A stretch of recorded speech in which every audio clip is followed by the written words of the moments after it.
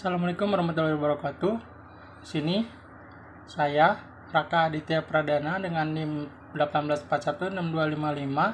18416255201079. Lalu ada Riki Ahmad Pamungkas dengan NIM 18416255201068. Lalu ada Arif Prasetya 18416255201087 kan menjelaskan tentang web service. Sini ada pengertian web service. Web service adalah aplikasi sekumpulan data atau database, perangkat lunak atau software, bagian dari perangkat lunak yang dapat diakses secara remote oleh berbagai piranti dengan sebuah perantara tertentu. Penggunaan web service mampu mengatasi permasalahan interoperability dan mengintegrasikan sistem yang berbeda-beda. Secara umum, web service dapat diidentifikasikan dengan menggunakan URL seperti web pada umumnya, misal www.nama-web.com. Ini ada web service dapat diartikan juga sebuah metode pertukaran data tanpa memperhatikan di mana sebuah database ditanamkan, dibuat dalam bahasa apa sebuah aplikasi yang mengkonsumsi data, dan di platform apa sebuah data itu dikonsumsi. Web service mampu menunjang interoperabilitas sehingga web service mampu menjadi sebuah jembatan penghubung antara berbagai sistem yang ada. Sejarah perkembangan web service. Kelahiran web service science didorong oleh pergerakan generasi web dari web 1 ke web 3.0 sejak diperkenalkan web pada tahun 1990 oleh Tim Berners-Lee. Terjadi perkembangan yang luar biasa. Lama-kelamaan web semakin populer ketika sudah bisa terhubung ke jaringan internet, tepatnya pada akhir tahun 80-an. Web 1.0 merupakan teknologi web yang pertama kali digunakan dalam aplikasi World Wide Web, atau yang menyebut web 1.0 sebagai www itu sendiri, yang banyak digunakan dalam sistem situs web yang bersifat personal. Karakteristik web 1.0 antara lain merupakan halaman web yang statis atau hanya berfungsi untuk menampilkan. Kedua, masih didesain sebagai HTML murni yang hanya memungkinkan orang untuk melihat tanpa interaksi. Tiga, hanya menyediakan semacam buku tamu online tapi tidak ada reaksi yang intens. Keempat, masih menggunakan form yang dikirim melalui email sehingga komunikasi biasanya satu arah. Web 2.0 adalah sebuah revolusi bisnis di dalam industri komputer yang terjadi akibat pergerakan ke internet sebagai platform dan suatu usaha untuk mengerti aturan-aturan agar sukses di platform tersebut. Prinsip-prinsip Web 2.0 yang pertama adalah web sebagai platform, kedua data sebagai pengendali utama, ketiga efek jaringan diciptakan oleh arsitektur partisipasi, keempat model bisnis yang ringan yang dikembangkan dengan gabungan isi dan layanan, 5 mudah digunakan dan diadopsi oleh user, keenam akhir dari siklus peluncuran realistik perangkat lunak perpetual, merupakan generasi ketiga dari layanan internet berbasis web. Konsep Web 3.0 diperkenalkan pada 2011 untuk pertama kali saat Tim Berners-Lee, penemu www, menulis artikel ilmiah yang menggambarkan Web 3.0 sebagai sebuah sarana bagi mesin untuk membaca halaman-halaman web. Hal ini berarti bahwa mesin akan memiliki kemampuan membaca web sama seperti yang manusia dapat lakukan sekarang. Keunikan web ini ialah konsep di mana manusia dapat berkomunikasi dengan mesin pencari. Kita bisa meminta web untuk mencari sebuah data spesifik tanpa bersusah-susah mencari satu persatu dalam situs web. Web 3.0 mampu menyediakan keterangan-keterangan yang relevan tentang informasi yang ingin kita cari, bahkan tanpa kita minta. Selanjutnya akan dijelaskan oleh Riki Ahmad Pamungkas. Di sini ada penggunaan web service. Pertama ada memperlihatkan fungsi yang ada pada jaringan. Yang pertama, web service adalah unit yang dikelola kode yang dapat secara remote dipanggil menggunakan HTTP. Ini dapat diaktifkan menggunakan permintaan HTTP. Web service memungkinkan Anda untuk mengekspos fungsi kode yang Anda melalui jaringan. Setelah terkena pada jaringan, aplikasi yang menggunakan fungsionalitas program Anda. Di sini ada interoperabilitas, yaitu web service memungkinkan berbagai aplikasi untuk berbicara satu sama lain dan berbagi data dan layanan antara mereka sendiri. Aplikasi lain juga dapat menggunakan layanan web. Sebagai contoh, Vive atau Net aplikasi dapat berbicara ke layanan web Java dan sebaliknya. Web service yang digunakan untuk membuat platform aplikasi dan teknologi independen. Di sini ada protokol standar. Protokol web service menggunakan standar industri dan protokol standar untuk komunikasi. Semua 4 lapis, yaitu layer transportasi, pesan XML, deskripsi layanan, dan service discovery layer. Menggunakan protokol yang didefinisikan dengan baik dalam stack protokol layanan web. Ini standarisasi stack protokol memberikan banyak keuntungan seperti berbagai macam pilihan, pengurangan biaya karena kompetisi, dan peningkatan kualitas bisnis.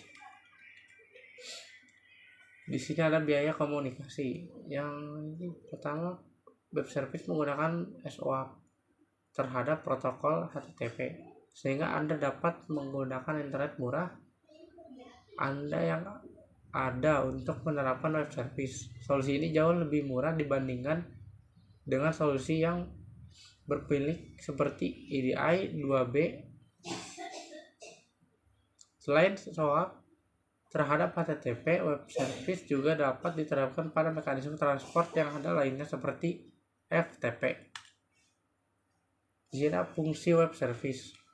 Web service memiliki kegunaan atau peran penting untuk memberikan layanan terbaik ke semua sistem. Bentuk layanan yang dimaksudkan adalah sebagai berikut.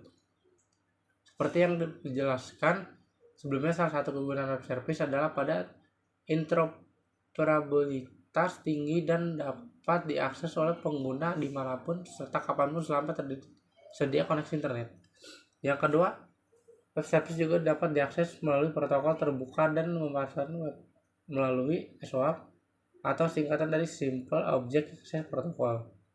Selain itu, web service juga menggunakan bahasa web service description language atau WSDL serta terintegrasi dalam Universal Discovery Description and Integration, yaitu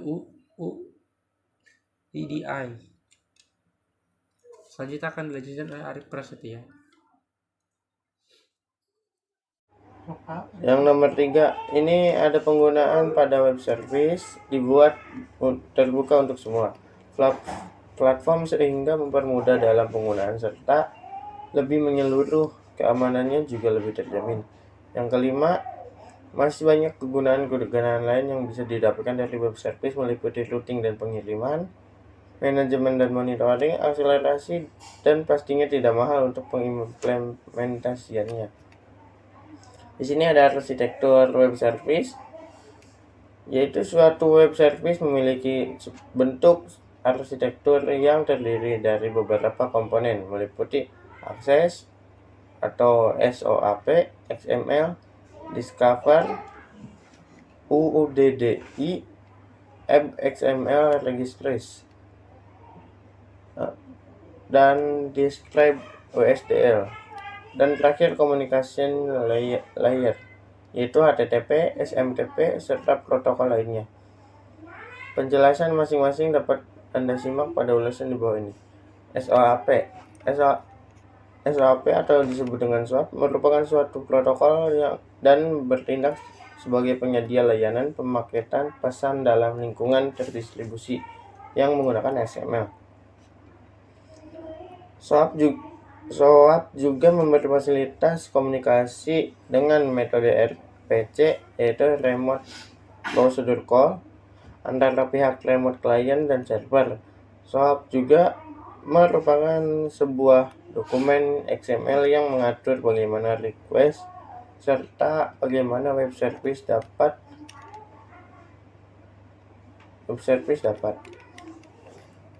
Yang ketiga ini ada XML. Sama seperti HTML, XML merupakan salah satu meta markup language berupa teks biasa, namun bedanya XML lebih difokuskan untuk penyimpanan data, bukan untuk menampilkan. Pada XML, data dapat disimpan secara ringkas dan mudah diatur ke depannya. XML juga format penyimpanan data yang memungkinkan datanya dapat berpindah-pindah antar perangkat melalui internet atau jaringan komputer.